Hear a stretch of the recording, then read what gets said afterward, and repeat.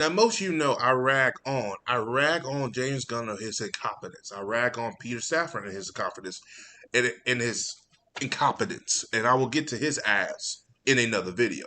However, let's talk about the O regime. And I had a video planned about what killed the DC brand. What destroyed it? These fools right here, you see right here. The old regime killed the DC brand. That might be the title of this video. I don't know, but this is what it is. They killed him. Walter Naba, Ann Snarnoff, Geoff Johns, and Toby Emmerich. These four right here are the single ones that killed the brand. We'll start with Geoff Johns. Geoff Johns came in, did some reshoots of the Justice League, not the Justice League, the Justice League, and it became a mess. However, I'll say this about Geoff Johns. He's a perfect guy to know what's going to work and what's not. The problem is, too, he got too much involved with the suits and ties. He got too involved with them. And where his career at? Yeah, he did a TV show with Stargirl. Yeah, they gave him Titans. Yeah, they did this. He did that. But his career's nowhere. No one talked about him no more after he left. He's pretty much is like MIA, missing in action. No one talks about him in general. The whole tobacco with Ray Fisher did not help his situation. Now, by reading into it, the story was he was telling him to be this and be that. But he really wasn't threatening him with his job. He was trying to tell him, be careful, this is how Hollywood works. In reality, I get that. But if there was already a toxic environment with Josh Wheaton, you didn't need to help with the matters. You need to shut your fucking mouth and say, all right, look, I'll to look into the matter and leave it alone. I'd rather you lie and say you're going to try to do it, which in reality, I don't want you to lie, but you'd rather do that than to put your 2 cents in and tell him, hey, look, that's not how it's run. If you do it like this, your career is over. You don't tell that to nobody. And you don't do that. And again, he's been in the industry. He knows how it works. And that's kind of how it works. But be careful. Times have changed. That model does not work today. And again, he's a black man, for God's sakes. He's a black man. So you have to be very careful what you say. But that situation didn't help. Those reshoots with Justice League didn't help when they lost the money because they fired him. Even though he helped make Aquaman, which was $1 billion. And that's why I said Warner Brothers is reactionary. They try to find the scapegoat, and they're like, well, we're not losing each other. Let's get rid of John Bird and what's his face? Geoff Johns. Sorry, I got blinked on his names. Because they were the focal point head of DC Films at the time. Not DC, now it's DC Studios. So, you know, it's one of those things where it's just complication after complication. Now let's move to Toby Emmerich. Not much to say about him, but pretty much one of those head producers that don't mean shit, don't do shit. You know, didn't see the forest before the trees type of thing. The goon of the city, just name on shit, but not really knowing what the hell is going on. And pretty much let the inmates run the asylum, not knowing, hey, let's do this, let's do that, let's get involved, let me get involved. And he's the definition of he's part of this whole situation too, but he has the least amount of stuff to do. He just backed this part of the situation. Now let's get to Ed Snarnoff and Walter Naba, the two main culprits that killed this brand. Ed Snarnoff is the definition of a goon, an idiot, a lady who got in that position. It is what it is. But she didn't deserve that position.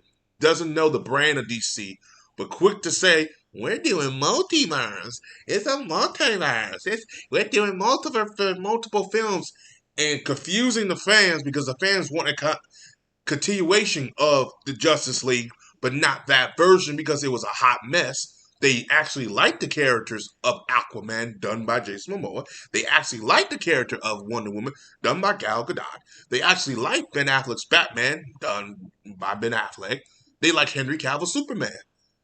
But she and Walter Naba tried their fucking hardest to not give the fans what they want. Why? Why would you not do that knowing that money's left off the table? Why? because they wanted to do their own goddamn thing, and they wanted to prove that they didn't need to use Henry Cavill or none of these other characters to make a successful universe. And again, they wanted to get away from Zack Snyder's Justice League, because I'll get to Walter Hamada with his stupid ass in a minute, and I get tired of people from the Goon Cast trying to defend him, saying, "Oh, he was gonna give us a Batman Beyond." He wasn't gonna give us no goddamn Batman Beyond. If it was, it's gonna be his fucking version. Because look at the fucking Flash film. That's supposed to be the Flashpoint. That's a terrible version of the Flashpoint. It makes the CW Flashpoint looks better, and that's terrible. Anywho, let's get on to this. And Snartoff did not care about this brand, just wanted to do her own thing. But when the Zack Snyder Justice League came out, uh, yeah, well, because it wasn't her decision. At the time, the guy who run ATT, I think Jason K or whatever his name was, he said, well, shit, let's put this out here. We have some footage of this because people know it's the truth. Let's put it out here. Walter Hamada did not want that, nor did Ann Snarnoff. Toby Emmerich could have cared less. Again, he's just there just to be there. Geoff Johns was out of the picture at this time, so he wasn't involved. But those two at the end, the clown tars, the clown of Ann Snarnoff and Walter Hamada, did not want that film to come out. Do you know why they didn't want that film to come out? Because it was going to show how bad Warner Brothers fucked up.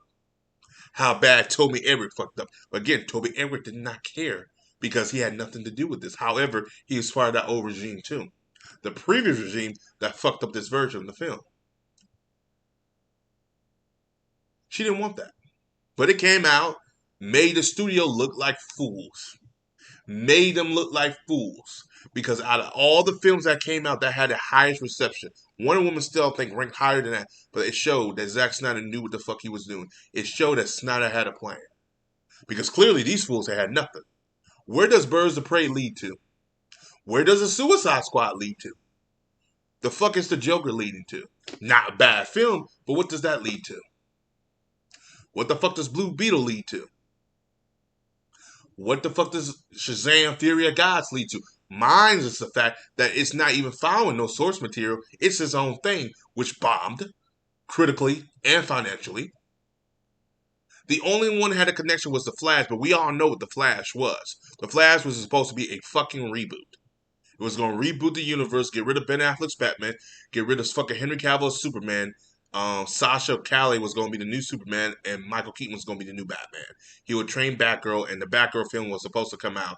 That Batgirl was going to be the new quote-unquote Batman, because her stupid ass with Walter Hamada thought it was a good idea to replace your two primary characters that actually the backbone of fucking DC with females. Because we were in this woman empowerment movement. Let me tell you something. When it comes to suits and ties at Warner Brothers, they are so behind the times, it's not even funny. They lose more money than they make more money. And you wonder why this company is in the rut they're in now.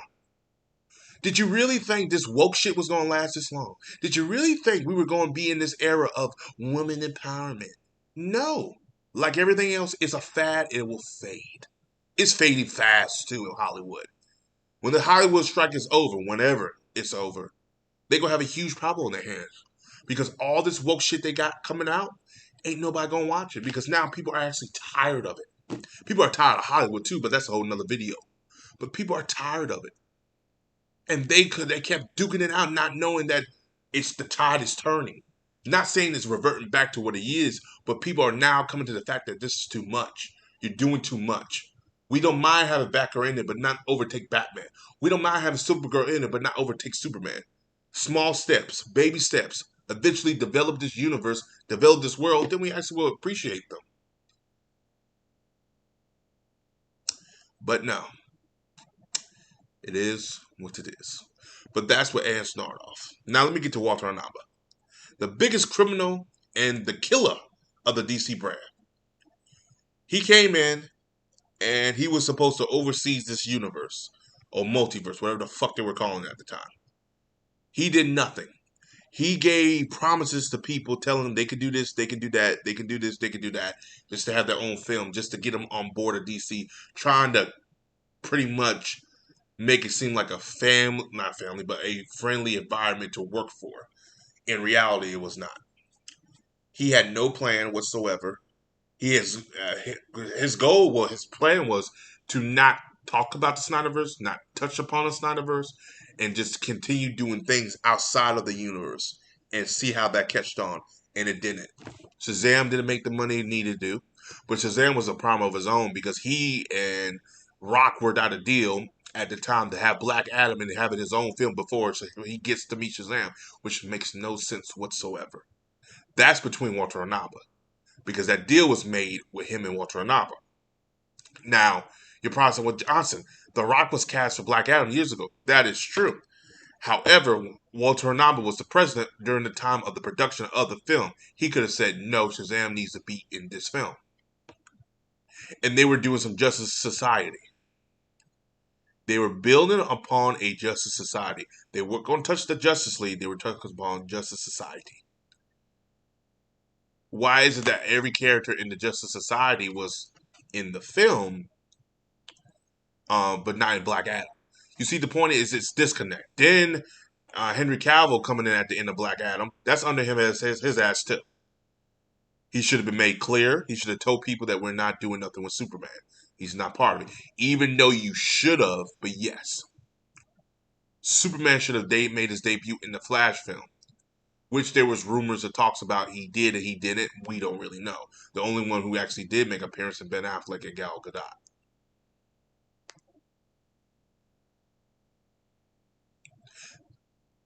These people single-handedly killed the DC brand. Say what you want about James Gunn, I don't think he can run it, but he's pretty much working with tools at this point, and he's working. Here's a better analogy: he has tools, but all these tools are the wrong thing to build this building. This building that is about to be broken down. There's all the tools that was given to him were not the right tools to restructure this building. This building is about to collapse, which is DC. These fools right here are the definition of destructive, goons, idiots, don't know can't read the room. Geoff Johns just got into the wrong position with that. Now Geoff Johns said, yeah, I'd like to do my own story. Because he already knows, like, his career is over in Hollywood. Not because he did something wrong, but the Ray Fisher allegations and all this other stuff. He knows it's best for him to stay out of that picture. He won't work nothing film related unless, let me say this again, unless it's not dealing with Warner Brothers in a film department. But they moved him to a TV department because he was like, all right, I'll only go to do TV. And he did make some good shows. Stargirl is pretty unique at times, pretty good. Superman, well, not Superman Lois, but Titans was okay. It got better. Do I think it's the best things out of the no. We're not going to touch that. But yes, these four right here are the definition of the killers to a brand. The old regime killed the DC brand, and they did. Walter Naba and Sarnoff are the top two. Toby Emmerich and Geoff Johns are the bottom two.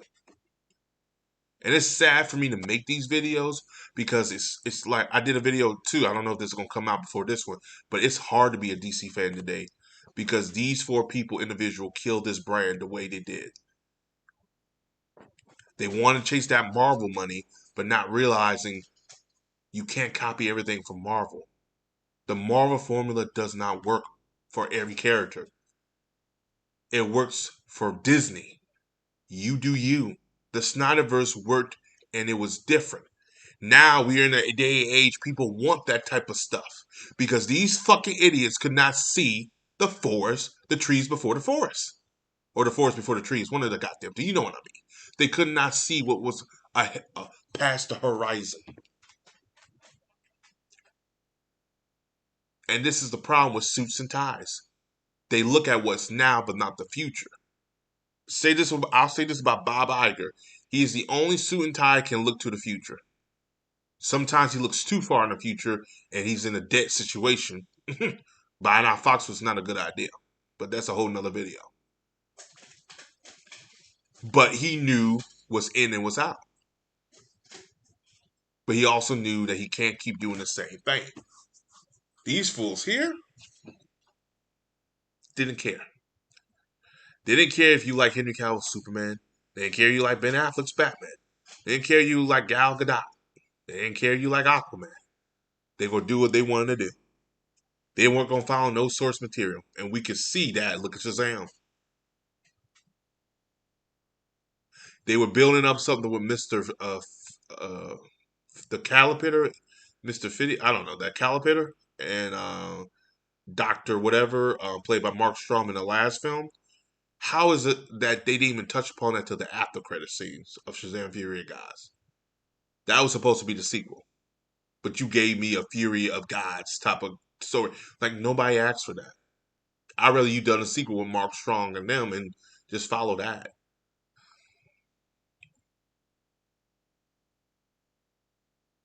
They don't care.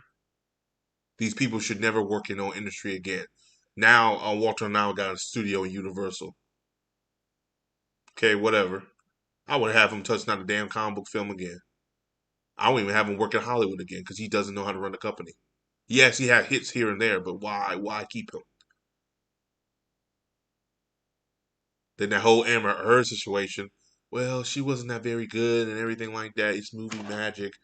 Looked like a damn fool up there when he had to do uh I guess a deposition for Amber Heard. So whatever. It's it is what it is, and that's all I gotta say. As always, guys, like, subscribe. Peace. Have a Johnson day. I'll see you guys in the next video. Peace.